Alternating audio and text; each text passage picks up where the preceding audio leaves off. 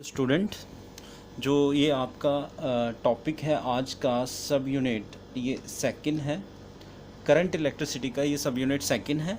तो इसमें ये जो फर्स्ट डेफिनेशन इलेक्ट्रोमोटिव फोर्स, ये मैंने पहले भी बताई है और फिर से आप देख लें जिन्होंने नहीं पढ़ी है। तो इलेक्ट्रोमोटिव फोर्स क्या है कि हम इसको बोलते हैं EMF of cell. EMF of a cell is defined as the maximum potential difference. क्या होगा? मैक्सिमम पोटेंशियल डिफरेंस होगा between the two electrode of the cell when no current is drawn from the cell. इसका मतलब क्या है ये कि जैसे कि आप एक नई बैटरी यानी कि सेल बाज़ार से लाते हैं, उस पर इधर प्लस लिखा रहता है, इधर माइनस, ठीक है। तो यानी कि अब आपने किसी सर्किट में लगाया, ठीक है, जैसे रिमोट में लगाया। जब आपने उसको रिमोट में लगाया तो यानी कि ये जो सोर्स है वहाँ पे आपने, ये सेल है, ये जो बैटरी है, इसको आपने बल्ब यानी कि बल्ब के साथ कनेक्ट कर रहे हैं। तो यानी कि ये जो है की, अब देखो यहाँ पे अगर ये की ओपन है, डॉट लगाऊंगा तो क्लोज़ हो जाएगी। अभी ये की ओपन है तो ओपन का मतलब अब इस सेल के अक्रॉस क्या होगा कि मैक्सिमम पोटेंशियल होगा। मैक्सिमम पोटेंशियल मतलब इसके पास जो अभी पोटेंशियल एनर्जी है वो मैक्सिमम है। यानी कि अभी इसकी वोल्टेज कितनी है? 1.5 वोल्ट। नया सेल है तो नया सेल जो होता है उसके पास मैक्सिमम पोटेंशियल कितना है? 1.5। तो हम ये बोलते हैं कि उस समय EMF of cell is defined as the maximum potential difference across the two electrode. ये इसके दो इलेक्ट्रोड हैं, जब यहाँ पे ये मेज़र करा जाएगा तो वो जो पोटेंशियल की वैल्यू आएगी वो मैक्सिमम होगी और उसको हम बोलते हैं ईएमएफ ऑफ सेल। यानी कि सिंपल ये समझ लो कि आपने एक जो टैंक है वाटर से फिल करा हुआ है, तो अब हम बोलेंगे वो मैक्सिमम पोटेंशियल है।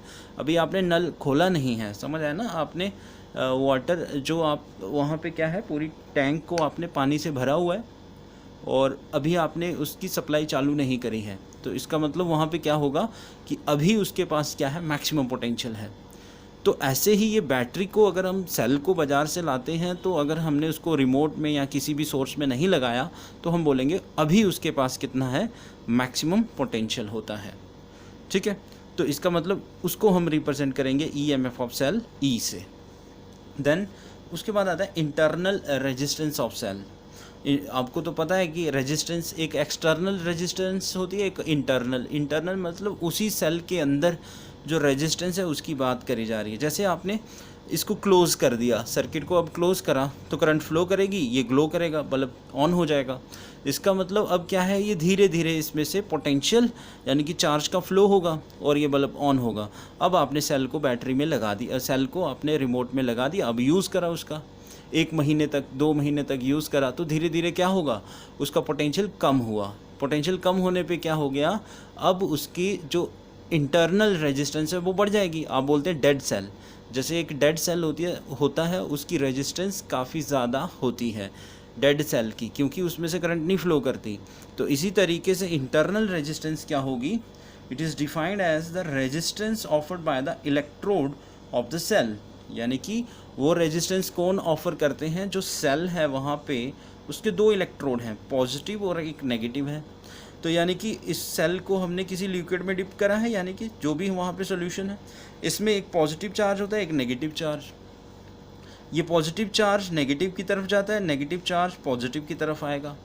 तो धीरे धीरे क्या होता है कि ये प्रोसेस चलता रहता है। जब चार्ज की मूवमेंट होती है तो करंट फ्लो करती है, लेकिन एक समय ऐसा आएगा कि ये पॉजिटिव और चार्ज की मूवमेंट रुक जाएगी, क्योंकि इसके अक्रॉस क्या होगा? ये रेजिस्टेंस इंक्रीज़ हो जाएगी। तो यहाँ पे इंटरनल रेजिस्टेंस ऑफ सेल क्या करता है कि अपोज करता है। It is defined as the resistance offered by the 2 electrode of a cell. ऐसा क्यों होगा? क्योंकि अब धीरे धीरे यहाँ पे ये नेगेटिव चार्ज इसके ऊपर आ जाएगा और धीरे धीरे यहाँ पे ये पॉजिटिव चार्ज आ जाएगा। तो अब क्या होगा? जितना भी नेगेटिव चार्ज है इधर आ जाएगा, जितना पॉजिटिव चार्ज इस इलेक्ट्रोड के पास आएगा। अब ना और पॉजिटिव आ सकता है यहाँ पे और ना ही नेगेटिव आ सकता है। इसका मतलब यहाँ पे अब क्या होगी? अपोजिशन ऑफर होगी नेगेटिव और पॉजिटिव चार्ज को। तो इसीलिए इंटरनल रेजिस्टेंस हम सेल की बात कर रहे हैं और इलेक्ट्रोमोटिव फोर्स हम बात कर रहे हैं कि जब सेल ओपन सर्किट में होगा तो मैक्सिमम पोटेंशियल डिफरेंस होगा। तो इंटरनल रेजिस्टेंस हम बोल रहे हैं कि वो रेजिस्टेंस होगी across the 2 electrode of a cell. That is called internal resistance. इसको स्मॉल आर से रिप्रेजेंट करते हैं, सेल के अंदर वाली ये रेजिस्टेंस है। क्लियर हुआ? ये दो डेफिनेशन आपको मोस्ट इंपॉर्टेंट है, ये आपको ध्यान में रखनी है। इसके बाद अब हम करेंगे टर्मिनल पोटेंशियल डिफरेंस। तो देखें टर्मिनल पोटेंशियल डिफरेंस क्या होता है, पोटेंशियल डिफरेंस क्या होता है पहले देखें, आपको मैंने पढ़ाया भी है। ये है ए पॉइंट, ये है बी पॉइंट, यहाँ पे चार्ज है, इलेक्ट्रोस्टैटिक्स में पढ़ा। इस चार्ज को ए पॉइंट से बी पॉइंट तक लेके आएंगे, यानी कि आपने चार्ज को ए और बी में मूव करवाया तो यहाँ पे पोटेंशियल वी ए, यहाँ पे पोटेंशियल वी बी, तो यानी कि इन दोनों पॉइंट में ही चार्ज को मूव करवाया। इसका मतलब ये क्या है, पोटेंशियल डिफरेंस। लेकिन जिस पॉइंट से जहाँ पे लेके आ रहे हैं चार्ज को, यहाँ पे पोटेंशियल ग्रेटर होगा ए के कंपेयर में, तो that is called potential difference. इसी को हम क्या बोलते हैं, पोटेंशियल डिफरेंस। ये क्लियर हुआ आपको?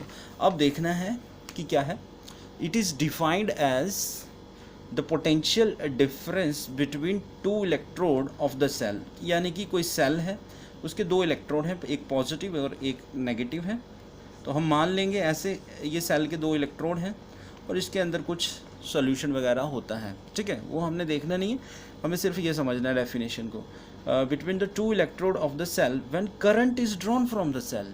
इसका मतलब क्या है कि आपने इस टर्मिनल से एक वायर निकाली, इधर से एक वायर निकाली और आपने यहाँ पे एक एलईडी का यूज़ कर लिया, एलईडी लगा दी यहाँ पे ऐसे, ठीक है।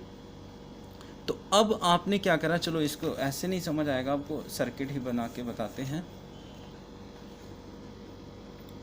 तो देखें यहाँ पे क्या है, हमने एक सेल लिया है, सेल को लगाया और ये वायर, फिर एलईडी बल्ब हमने यहाँ पे यूज़ किया और की। तो क्या बोल रहे हैं, हमने पढ़ा ईएमएफ ऑफ सेल। अभी तो मैक्सिमम पोटेंशियल डिफरेंस होगा इस सेल के अक्रॉस, लेकिन अब टर्मिनल पोटेंशियल डिफरेंस क्या होगा, it is defined as the potential difference between the two electrode of a cell when current is drawn from the cell। ये इंपॉर्टेंट है। अब हम जब करंट सेल से ड्रॉन करेंगे, जब करंट फ्लो करेगी तो आएगा टर्मिनल पोटेंशियल डिफरेंस। क्यों? अगर हम इसको क्लोज कर दें तो करंट फ्लो करेगी। तो यानी कि ये जो बैटरी आपने 2 पॉइंट में लगाई है ए और बी में, इसका मतलब इसके अक्रॉस हमें क्या मिलेगा, टर्मिनल पोटेंशियल डिफरेंस, इसके इलेक्ट्रोड के अक्रॉस जब करंट सर्किट में फ्लो करेगी। जब करंट नहीं फ्लो करेगी तो ईएमएफ ऑफ सेल हमने डेफिनेशन पढ़ी है, और it is generally denoted by V से रिप्रेजेंट करते हैं पोटेंशियल को।